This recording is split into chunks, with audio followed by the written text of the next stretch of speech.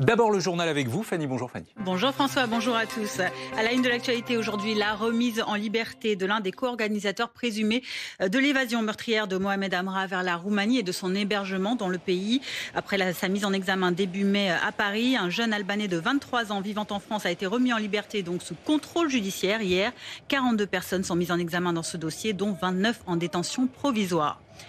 Également dans l'actualité, une vidéo montrant un policier gifler et cracher à la figure d'un jeune homme à Saint-Denis, en Seine-Saint-Denis, fin août, et ce devant deux autres fonctionnaires qui n'interviennent pas.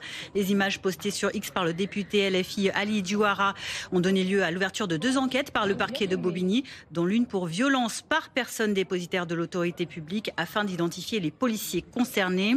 Sur X, le député LFI de la Seine-Saint-Denis, Éric Coquerel, a quant à lui dénoncé, je cite, une scène choquante, une interpellation inacceptable et humiliante sur un homme immobile, des faits pas dignes d'une police républicaine. Fin de citation. L'État intensifie sa lutte contre le tabagisme chez les jeunes. Oui, en interdisant notamment la production et la consommation de ces pushs, ces fameuses sachets, ces petites poches de nicotine sans tabac, particulièrement prisées d'un public jeune, également disponibles sous forme de billes ou de gomme à mâcher. Le décret paru ce matin au journal officiel annonce une mise en application en mars 2026. Fin 2023 déjà, l'ANSES, l'Agence nationale de sécurité sanitaire, avait alerté sur une hausse des intoxications, principalement chez des adolescents.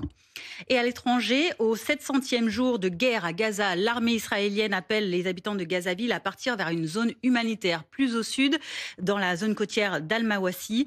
Tsahal qui prévoit en effet un assaut au sol prochain dans la plus grande ville du territoire palestinien. Environ 1 million de personnes y vivent selon l'ONU, qui alerte contre un désastre à venir en cas d'expansion de l'offensive israélienne sur place. Hier, l'armée israélienne a frappé une tour d'immeuble de Gazaville. Et on termine avec cette victoire des Bleus hier dans le premier match de qualification pour le mondial de football 2026 aux États-Unis.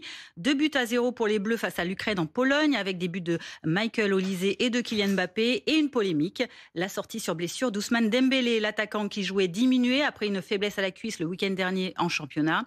Le PSG, son club, avait pourtant demandé au staff médical des Bleus de ne pas faire jouer Ousmane Dembélé. Voilà, c'est la fin de ce journal. Je vous retrouve à 11h. À tout à l'heure, à 11h en effet, Fanny.